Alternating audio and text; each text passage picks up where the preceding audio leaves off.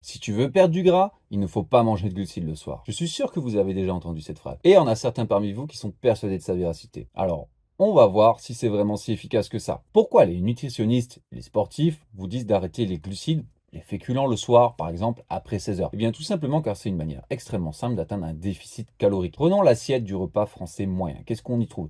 En général, une source de protéines, par exemple des steaks hachés ou un cordon bleu. Ensuite, on aura des féculents, ça peut être des pommes de terre ou des pâtes généralement, et parfois des légumes. C'est sûr que si on enlève les glucides, il y aura beaucoup moins de calories. Et c'est ça qui compte si on veut perdre du gras. Ingérer moins de calories que ce qu'on en dépense. Sauf que toutes les études sont formelles. Que l'on mange des glucides le soir ou pas, si on est au même nombre de calories, on va perdre autant de poids. Il n'y aura pas de différence statistique. Et au contraire, ne pas manger de glucides le soir, dans certaines situations, ça peut être contre-productif. Par exemple, si vous faites de la musculation, du sport le soir, ne pas en manger des glucides le soir, ça sera mauvais. Pourquoi? Quand on va faire de la musculation, on va générer de l'énergie en utilisant la glycolyse. Le corps va utiliser des glucides pour produire de l'énergie, soit en utilisant le glucose que l'on trouve dans le sang, soit le glycogène directement stocké dans les muscles. Le corps va utiliser ses réserves. Si on mange des glucides, des féculents juste après l'entraînement, on va re-remplir nos stocks de glycogène et accélérer la récupération. Pareil, si on a des glucides un peu avant l'entraînement, on en aura directement dans le sang et nos stocks de glycogène seront bien fournis. On aura une séance de meilleure qualité. On pourra soulever plus lourd, on aura plus d'énergie, on sera plus concentré. Dans ce cas-là, on aura un meilleur stimulus pour la force,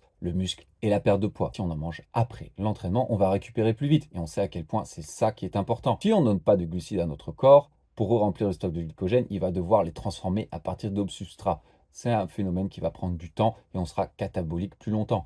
C'est tout ce temps perdu à ne pas construire du muscle. Deuxième inconvénient, le cortisol, l'hormone du stress. On va en générer un certain nombre lors de notre séance. Et c'est très utile, car une de ses fonctions, ça va être d'augmenter l'adrénaline. Le cœur bat plus vite, on a plus d'énergie, on est plus concentré, on soulève plus lourd, on est plus fort, nos muscles sont plus denses. Très bien pour le sport. Mais une autre des fonctions du cortisol, ça va être de détruire nos ressources d'énergie pour en procurer au corps. Pourquoi je vous dis ça? Cette hormone est aussi appelée l'hormone du stress. Si elle est élevée, vous allez mal dormir. Et on sait à quel point le sommeil est important pour la perte de gras ou la prise de muscle. Les scientifiques ont comparé des personnes qui dormaient 5h30 par nuit ou 7h30 par nuit. Ceux qui dormaient 7h30 gagnaient 55% de muscle en plus et perdaient 50% de gras en plus. Si vous mangez des glucides après l'entraînement, vous allez directement faire baisser le taux de cortisol. Vous dormirez mieux, vous serez moins stressé. Donc si vous êtes vraiment déterminé pour votre forme physique, que ce soit au niveau performance ou encore plus esthétisme et que vous allez loin dans la sèche, que vous voulez être vraiment sec, il sera capital de garder vos glucides autour de l'entraînement. Si vous vous entraînez le matin, mettez vos glucides le matin,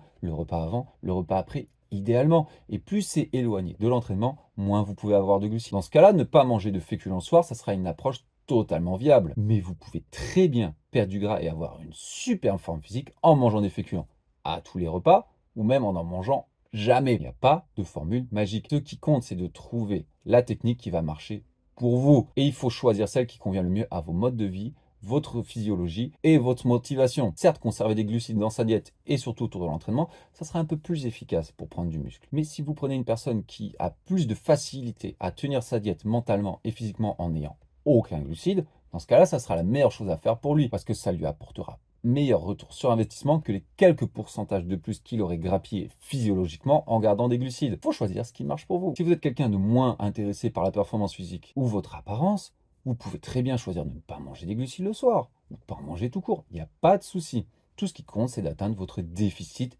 calorique et atteignez-le de la manière qui vous correspond. Donc, n'ayez plus peur des glucides le soir. Comment procéder? Si vous êtes perdu, vous ne savez pas quoi faire. Si vous n'aimez pas compter les calories, j'ai fait une vidéo rien que pour vous. Sinon, ce que vous pouvez faire, c'est partir avec un calculateur. Essayez de déterminer vos besoins de base. Prenons au pif 2500 calories. Oui, ça ne sera pas précis, mais ça sera une base. Essayez d'atteindre 2500 calories en ayant 3 repas dans la journée, idéalement contenant des protéines. Ensuite, la proportion de glucides lipides, ça sera à vous de voir. Quelque chose comme 1,5 fois votre poids de corps en protéines, ça sera déjà un bon début. Par exemple, si vous pesez 80 kg, ça fera 120 grammes de protéines. Faites comme bon vous le voulez. Vous pouvez très bien manger des glucides et des lipides à n'importe quel repas, ou en enlever à un repas à un autre, mais essayez d'atteindre votre objectif de calories. Et si vous voyez que ça ne bouge pas, deux options. La première, augmentez la dépense. Allez marcher plus ou faites du cardio. La deuxième, c'est de diminuer les calories. Passez par exemple à 2300, 2200 calories. Idéalement, faites une combinaison des deux et vous m'en direz des nouvelles.